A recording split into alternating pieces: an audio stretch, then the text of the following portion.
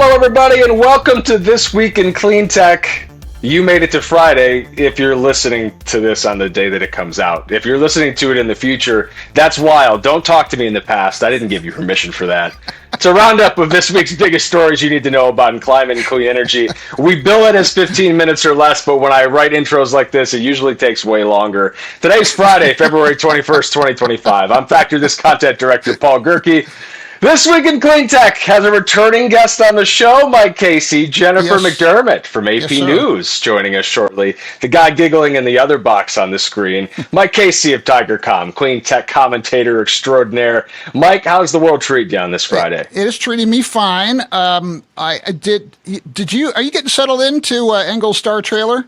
Yeah, it's getting comfortable. I started to put my feet up on all the furniture, but there was already a bunch of stains. I don't think he cleaned this place up in quite some time. Did you see that there's like a secret cabinet with all of his Botox injections, and there's like a little instruction sheet how you give those injections to yourself. I don't think you should partake though. I just leave that stuff. He's going to be very sensitive because, dude, we're coming up on like 36 million views a week. Like I hear they got emergency meetings at the Rogan show because we're going to pass them. Did you tell him that? Because I'm sure that got him all sorts of worked up. He'll be coming back in a hurry. He's very sensitive about you usurping him, and I don't want to give him a reason to get fired up about it. So it's funny you're talking about Botox stuff. You remind me of that movie Heavyweights. Remember Heavyweights back in the '90s? The kids stored all the candy bars in like the bunks and the thing. Somebody, a Ben Stiller fan watching, is going to be like, "Oh, I know that movie. It's hilarious." Dude, you're not that guy. That's all right though. You are time traveling like crazy on this episode, but I'm going to say we got to give some listener shout-outs. Yeah, let's do it. Friends at Origami Solar, who said, quote, loving your fast-paced, relevant industry updates, and also a shout-out to Chris Otness. He's the Senior Director, Storage Development at Blue Wave Energy, who said, love the podcast, BTW. Thank you, Chris. Appreciate you guys at Blue Wave. Actually just wrote about some work that they're doing, and Origami Solar as well, a deal with Helion that they just put together, steel frames for the solar modules that Helion's building out in Minnesota. We got to give a shout out to the listeners who tell us, like those guys, that they get so much from these episodes. We appreciate it. Love to shout you out on the show. If you want to nominate stories for Mike and I to blabber about, you can hit up REW at clarionevents.com, and we will consider those stories. We'll have a link in the episode description as well. You don't have to remember any of this. Let's get to it. Story number one, Mike. What's leading us off? Emily Atkin from the Heated Newsletter. You already know Elon Musk. You need to know Harold Hamm. So this name was unfamiliar to me, Mike, and if it's unfamiliar to the listeners, he's a fracking CEO, organized a dinner last May where Trump promised big oil anything. You might remember that quote. He's like, I'll give you $1 billion if you just get me in office. So the fossil fuel industry that we know of donated $96 million, at least, and millions more on ads and dark money. A lot of it coordinated by Hamm, and that's not to mention whatever crypto shenanigans are going on behind the scenes. That stuff we're not quite as privy to. Hamm also suggested Trump pick Chris Wright, the Energy Department secretary, and Doug Burgum to lead the Interior Department. The media highlighting Elon Musk as a billionaire influencing the Trump administration, but Harold Hamm is not in those headlines. He's not getting the spotlight. He's not standing next to Trump in the Oval Office either. Mike, what did you think about all this? I think back in October, I wrote that Harold Hamm had pioneered the practice of man-whining, which is when you cry about how hard you have it, when your industry is producing more of the product you produce than at any other time in human history. Emily's reporting indicates Mr. Hamm's influence matters for three reasons. One, the goal of Trump's energy policies seems to be driving process for Hamm and other big oil execs. Not surprisingly, they donated, they showed up down at Mar-a-Lago, and they're getting cash back. Two, it encourages the media to recognize that Musk isn't the only billionaire grinding out on a self-interested agenda. And three, it reminds us that people who harm the planet, like Hamm, have names and faces, and perhaps they should be held in account. In a perfect world, we would strand him on Tuvalu with a fishing rod and a machete so he can enjoy rising sea levels. But hey, his friend, the new energy secretary, has waved away the global climate crisis, so he's only at risk of getting a tan line on Tuvalu. Paul. You spent a lot of time on Tuvalu? Where's Tuvalu? It's a low-lying island that's going to have to be evacuated, my friend. The first set of climate refugees in the world. There you go, Mike Casey. I learned something else on the show today. Story number two might teach you a thing or two as well. Stephen Lee from Bloomberg Law. It's called White House Starts Unwinding Environmental Permitting Rules. Mike, this is so important to our listeners and our readers Yes. on Factor This. Big deal.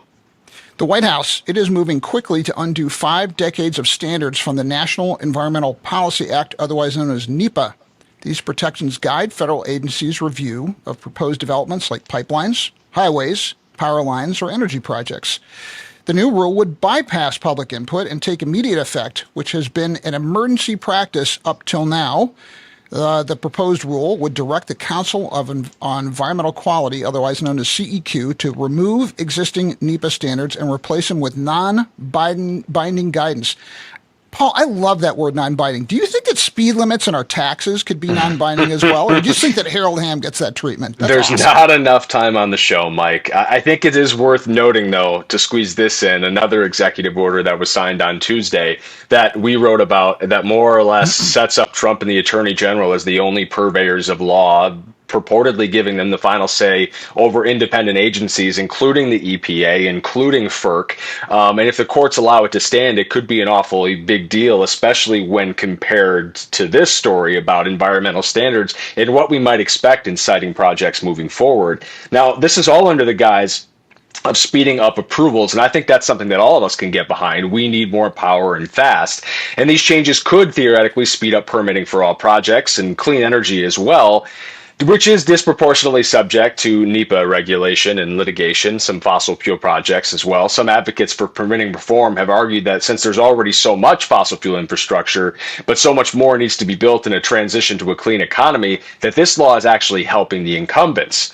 The high likelihood of litigation for solar projects in a lot of places in particular discourages developers from considering projects on federal land, probably much more so now under the Trump administration. And a lot of that federal land that's ripe for this huge development is out in the sunny Southwest. With this change adds some uncertainty to how the law will be administered, not just in the short term, but moving forward as well from administration to administration. And if there's one thing businesses and investors like, and we know this, Mike, they want certainty. They want the same cup of coffee when they wake up in the morning. They want the same amount of cream in it, especially when they're planning that cup of coffee for years and sinking billions of dollars into it. Mike, story number three. It's a very expensive cup of coffee. But our third story You know me, I like the expensive stuff. third story is by Peter Eavis from the New York Times. California's push for electric trucks sputters under Trump. So Mr. Gerke? we've seen some EV scaling back lately after the Trump election, California regulators among them scaling back their plan to transition their diesel trucks to battery-powered semis. And that's going to limit the state's ability to mandate cleaner fleets on a holistic level. Some transportation experts have questioned if that plan was too ambitious, and it probably was, citing the high cost of batteries at the time, the large charging times, lack of the infrastructure to support such large loads. California's plan to electrify port trucks seemed viable at first, aiming to build an electric trucking network, but the high cost of electric semis compared to cheap used diesel rigs, which has been a problem in other parts of the world as well, made adoption more challenging. Still, California officials determined to keep efforts alive, and some trucking executives say they intend to continue deploying electric trucks, but certainly not being helped by the current temperature in the room in this administration. Mike, what are your thoughts? One incentive to use electric trucks is that they're cheaper to fuel. Another one is they're cheaper to maintain. And a third is that they do not create public health hazards when you've got hundreds of them idling at ports. But now that port truckers aren't required to switch to pollution-free vehicles, cheaper diesel trucks could gain the edge. What a coincidence. In the real world, however, putting port trucking companies that have already invested in clean trucks at a disadvantage is flatly unfair, I would say. California, known for its strict tailpipe standards due to its smog problems, might still push for electrification in transportation after Trump leaves office, even though it's a tough sell right now for trucking companies. Paul, story number 4. Story number 4, Mateo Wong from The Atlantic. It's called The False AI Energy Crisis. It's paywalled, but Mike's going to tell you about it anyway. Yeah, this one's really interesting. So this piece calls into question whether we really are facing an energy crunch due to AI. U.S. electricity demand is growing gradually, not surging, and AI plays only a partial role, this piece says. So most of the expansion comes from electrifying transportation, heating, and industry.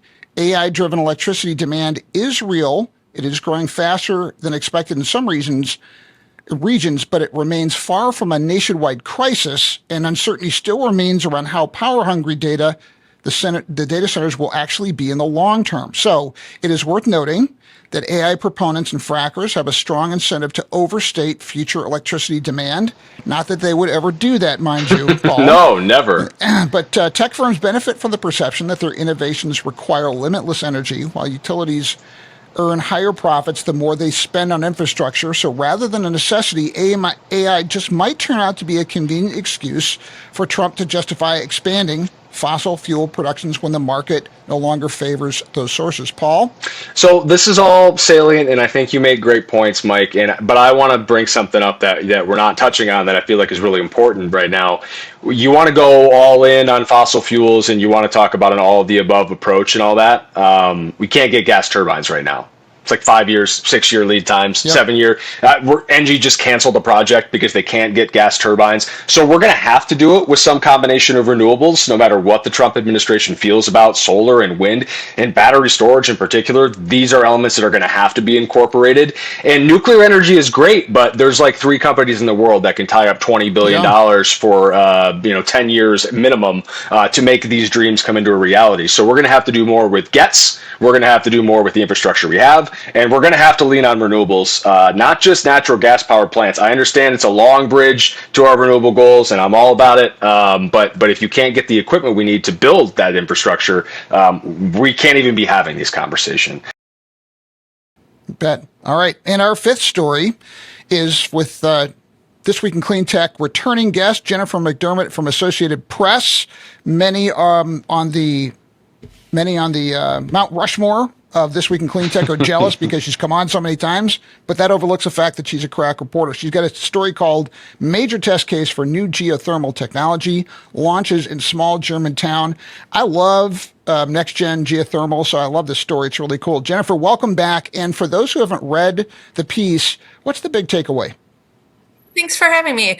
The story is looking at Eavor, which is a next-gen geothermal company, and its project in Geretsried, Germany, where it is developing a geothermal project that will provide heat and electricity to the town. But to really show how next-gen geothermal could, or has the potential to provide heat and electricity through geothermal in many more places around the world.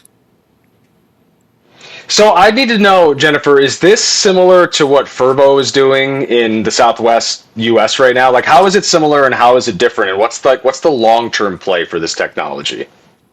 Well, they're both next-gen geothermal companies, so they are both drilling far deeper than traditional geothermal. So instead of relying on hot water close to the surface, they drill much deeper, 3 miles plus, Wow. 2 miles plus to extract heat from hot, dry rock. So they have that in common, but Eavor does not do fracking where Fervo does, and so that's a major difference between the two. And Fervo right now is working on its big project out in Utah, and Eavor picked Germany where it's working on its project there.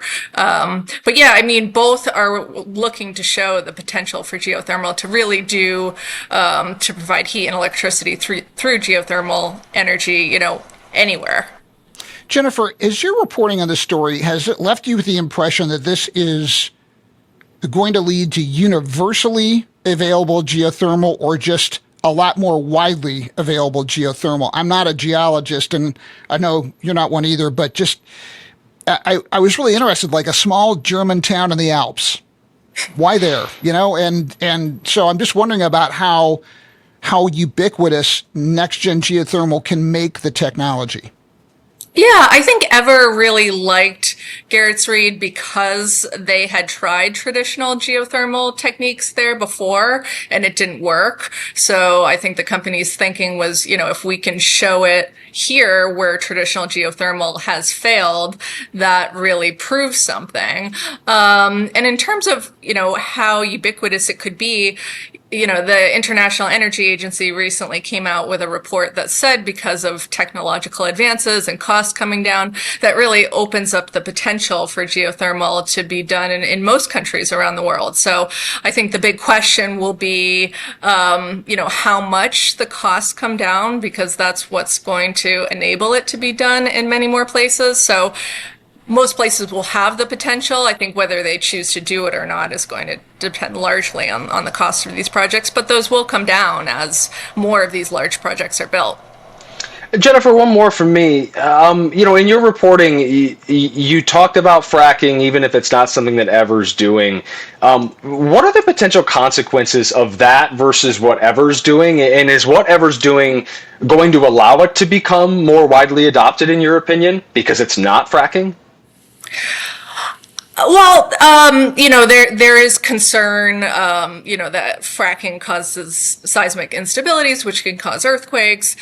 So some places do not like it or do not allow it because of that. So because Ever does not do fracking, that opens up the ability for it to work in places such as Germany, that has bans on certain types of activities like that. So I mean, that said, there are plenty of places around the world that are interested in this technology. I mean, Ever has said that they have enough municipalities in Germany alone interested in it to keep it busy for many decades. I think that's a large reason why they're looking to license out the technology to others who could deploy it in other countries and quickly to really scale this up. Paul, we're just about out of time. We need to go to our Cleantecher of the Week. All right, let's do it. Johanna Anderson, this week's Cleantech Leader of the Week. She shared her experience as one of the federal employees who was terminated last Friday. Really sorry to hear about that, Johanna. Despite this setback, though, Ms. Anderson says she remains deeply committed to climate action and making a difference. Her resilience, a testament to the passion and perseverance that's driving clean energy forward. Johanna, congrats as our Cleantecher of the Week. Not so much on being terminated. We wish you the best of luck and a soft landing.